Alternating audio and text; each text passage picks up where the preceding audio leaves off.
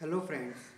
Heart failure में एक जो उसका स्ट्रक्चर होता है उसके अंदर कोई एबनॉर्मेलिटीज़ आ जाती है, या जो उसका फंक्शन होता है उसके अंदर कोई एबनॉर्मेलिटीज़ आ जाती है। कि जो हार्ट के अंदर ओरिकल होता है उसके अंदर जो फिलिंग उस होती है उसमें कोई डिफेक्ट आ जाना, कि हार्ट के अंदर फिल ब्लड अच्छे से नहीं हो पा रहा है, या जो वेंटिकुलर से लेफ्ट वेंटिकुलर से पूरे बॉडी के अंदर ब्लड जाता है वो अच्छे से पहुंच नहीं पा रहा है, उसके इजेक्शन फ्रैक्शन में कोई कमी आ गई है, इसको बोलते हैं हार्ट फेल्योर। जो इसके मेन कारण होता है उसके अंदर कोरोनरी आर्टरी डिजीज़ होती है, जो हार्ट को ब्लड पहुंचाती है, उसके अंदर कोई डिजीज़ हो जाना या प्लेग जम जाना, या हाइपरटेंशन बीपी का बहुत ज़्यादा बढ़ जाना, शुगर का बढ़ जाना, बहुत मोटापा हो, ओबेसिटी हो, या कोई स्ट्रक्चरल ही डिफेक्ट आ जाए कि जो उसकी वॉल्स हैं उसके अंदर कोई डिफेक्ट आ जाए, या कोई टॉक्सिन्स इंड्यूस हो जाए कि बहुत ज़्यादा अल्कोहल का यूज़ कर रहा हो, या कोई ड्रग्स ज़्यादा ले लिया हो, या उसके अंदर एक वॉल्यूम हम ज़्यादा एनएस के थ्रू नॉर्मल सैलिन डाल देते हैं, वो बहुत ज़्यादा डालते हो, इसके वजह से भी हार्ट फेल्योर देखने को मिलता है। ये उसके प्रमुख या जो हमको कारण देखने को मिलता है हॉस्पिटल में प्रमुख कारण है। तो इन सारी चीज़ से, कोरोनरी आर्टरी डिजीज से, हाइपरलिपिडीमिया से या डायबिटीज़ से क्या होता है, जो हमारे हार्ट की मसल होती है जिसको कि मायोकार्डियल मसल बोला जाता है, या मायोकार्डियल सेल होता है, उसमें इंजरी होना स्टार्ट हो जाती है। और जब ये इंजरी होना स्टार्ट होती है शुरुआती समय में, तो एक हमारी बॉडी का रीमॉडलिंग या एक नॉर्मल हीमोस्टेसिस बनाने के लिए, एक नॉर्मल ब्लड की कंडीशन बनाने के लिए एक रीमॉडलिंग डिकम्पनसेशन मैकेनिज्म स्टार्ट हो जाता है। और एक कब होता है, जब भी लेफ्ट वेंट्रिकुलर में वॉल्यूम का बढ़ना, या वहाँ पे जो मसल्स है या मास है उसमें हाइपरट्रोफी होती है,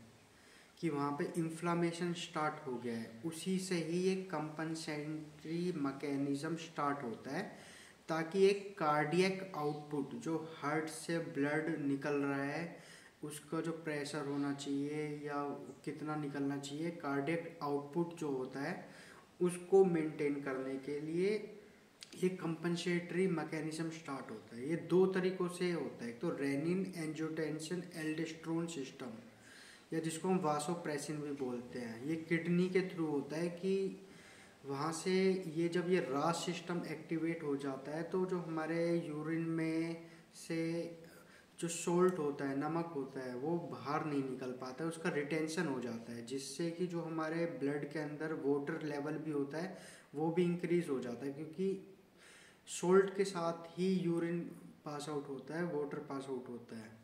तो उसको एक कंपनसेटरी मैकेनिज्म में वो हो नहीं पाता है, जिससे कि एक प्रेशर मेंटेन हो जाता है, क्योंकि इसके अंदर जो वॉल्यूम होता है वो इंक्रीज हो जाता है जब भी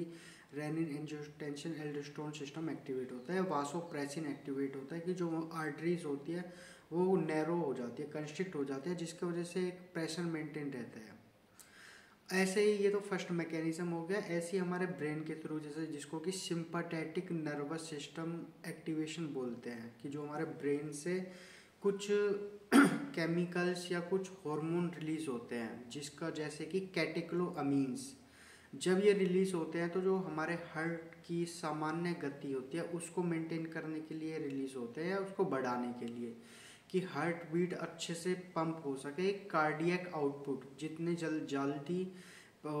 पंप होगा उतनी जल्दी मतलब ब्लड पास आउट होगा और प्रेशर मेंटेन रहेगा। तो कार्डियक आउटपुट बनाने के लिए, मेंटेन करने के लिए ये दोनों एक्टिवेशन जरूरी होते हैं। पर जब ये पैथोलॉजिकल रीमॉडलिंग या कार्डियक डिसफंक्शन होता है तो वहाँ पे क्या होता है, हमारे हार्ट के अंदर जो वेंट्रिकल्स होते हैं उसके अंदर एक प्रेशर, एक ऐसा मतलब इन्वायरमेंट क्रिएट हो जाता है, प्रेशर इंक्रीज हो जाता है, जिसके वजह से एक सिस्टमिक कंजेशन बोल लो या पल्मोनरी कंजेशन बोल लो, ये होना स्टार्ट हो जाता है जब भी वेंट्रिकुलर्स के अंदर बहुत ज़्यादा प्रेशर बढ़ता है, कि जो हमारे लंग्स से ऑक्सीजनेटेड ब्लड हमारे राइट ओट्रियम में जाता है, राइट ओट्रियम से वेंट्रिकुलर्स में जाता है, लेफ्ट वेंट्रिकुलर में, राइट लंग्स से लेफ्ट वेंट्रिकुलर में जाता है, फिर लेफ्ट पहले लेफ्ट ओरिकल में जाता है फिर वेंट्रिकुलर में जाता है। तो वहाँ से जब प्रेशर इतना ज़्यादा हो जाता है कि वहाँ से लंग से ब्लड पहुँच ही नहीं पा रहा है वहाँ पे, वहाँ तक प्रेशर इतना इंक्रीज हो गया, तो जो हमारे लंग्स होता है उसके अंदर एक कंजेशन वाली टाइप की फीलिंग स्टार्ट हो जाती है कि वहाँ पे एक्यूमुलेशन होने लग जाता है ब्लड का, और वहाँ पे डिसनिया जैसे सिम्टम्स दिखने को मिलते हैं, या फटीग थकान होने को दिखते हैं। हम कुछ भी काम करते हैं तो ऐसे लगता है कि हम पे काम नहीं हो पा रहा, जिसको कि एक एक्सरसाइज इंटॉलरेंस बोलते हैं। इसमें हमें एक और भी सिम्टम दिखते हैं, ऑर्थोपीनिया दिखते हैं कि जब पेशेंट लेटता है उसके अंदर प्रेशर बढ़ने लग जाता है और पेल्पिटेशन होने लग जाती है, सांस लेने में दिक्कत आने लग जाती है। बेंडोपीनिया की जब वो बेंड करता है की तरफ झुकता है, जब भी ऐसे सिम्टम्स देखने को मिलते हैं। ये तो हो गया पल्मोनरी कंजेशन।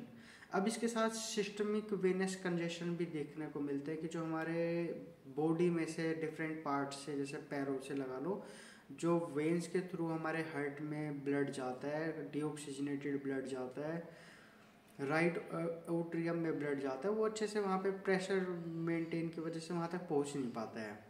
या कार्डियक आउटपुट ढंग से नहीं हो पा रहा है, कॉन्ट्रेक्टिलिटी ढंग से नहीं हो पा रही है, जिसके वजह से जो पैरों में एक ओवरलोड या जिसको कि सूजन देखने को कहते हैं मिलती है हमको,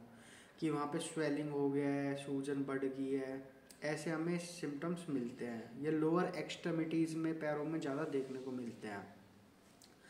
जब यही मैकेनिज्म, ये सारी एक मैकेनिज्म होते हैं, जब ये मैकेनिज्म बहुत बार हो जाए, जल्दी जल्दी होने लग जाए, तो उससे क्या होता है, एक डीकम्पनसेशन एक्सट्रीम मैकेनिज्म हो जाता है, जिसकी वजह से एक हाइपो परफ्यूजन वाली कंडीशन बन जाती है, क्योंकि प्रेशर मेंटेन नहीं रह पाता। शुरू में तो मेंटेन रहता है शुरू के टाइम में, पर बाद में नहीं रह पाता, जिसकी वजह से एक हाइपो परफ्यूजन होता है, जिससे कार्डियो रीनल सिंड्रोम जैसे सिम्टम्स देखने को मिलते हैं, कि जो हार्ट का और किडनी का एक मैकेनिज्म होता है, एक इन दोनों का जो कंबाइन मैकेनिज्म होता है, उसमें दिक्कत आने लग जाती है। हाइपो परफ्यूजन की वजह से जो डिफरेंट ऑर्गन है वहाँ पे भी एक शोक की कंडीशन देखने को मिलती है। जैसे लीवर हो गया, लीवर में भी एक शोक की कंडीशन देखने को मिलती है, लीवर क्योंकि वहाँ पे ब्लड पहुँच नहीं पा रहा है। ये जब होता है, जब ये बार बार डीकम्पनसेशन मैकेनिज्म चलता रहता है, और ये क्यों होता है कि जो आर्टरीज होती हैं उसके अंदर प्रेशर बहुत ज़्यादा कम हो जाता है, क्योंकि कार्डियक ज़्यादा कॉन्ट्रैक्ट भी नहीं कर पाता वहाँ तक, और जो वेन्स होती है उसके अंदर प्रेशर बहुत ज़्यादा बढ़ जाता है,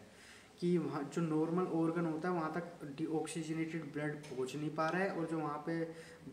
डीऑक्सीजनेटेड ब्लड है वो वहीं पे पड़ा हुआ है, या वहाँ से एक प्रेशर बढ़ने की वजह से वो वहाँ से हार्ट तक दोबारा पहुँच नहीं पा रहा है। इसकी वजह से शॉक की कंडीशन हमको देखने को मिलती है। और जब ये कैटेक्लोमी, जो ये हमारा ब्रेन वाला था, जिसको कि हम कार्डियक डिसफंक्शनिंग की वजह से बोल रहे थे, कि जो हमारे ब्रेन के अंदर कैटेक्लोमीन्स रिलीज होते हैं शुरू के पल में, तो ये एक हार्ट की नॉर्मल कॉन्ट्रैक्टिलिटी मेंटेन कर पाता है। ये ओवर टाइम जैसे जैसे कार्डियक पाथवे चलता है, इसके वजह से वहाँ पर फाइब्रोसिस होने स्टार्ट हो जाती है, जो सेलुलर टॉक्सिसिटीज है, कि जो वहाँ की सेल है उसमें टॉक्सिसिटी उत्पन्न हो जाती है, या एक एरिथमियाज जैसी कंडीशन स्टार्ट हो जाती है। पेशेंट की जो सामान्य हार्ट की गति होती है वो क्या बोलते हैं ऊपर नीचे होती रहती है, कि वो एक नॉर्मल नहीं रह पाती है। पेल्पिटेशन, कि उसमें एक पेशेंट को ऐसा लगता है कुछ बहुत जल्दी धड़क रहा है, दिल पेल्पेट फील होता है, और उसको मतलब अजीब सा लगता है। ये इसका पूरा हमने ओवरव्यू बता दिया, इसका कैसे पैथोफिजियोलॉजी होती है, कैसे इसके कारण होते हैं, और इसमें हमको क्या क्या सिम्टम्स देखने को मिलते हैं, और नेक्स्ट वीडियोज़ में हम इसका डायग्नोसिस और ट्रीटमेंट को बताते हैं। धन्यवाद।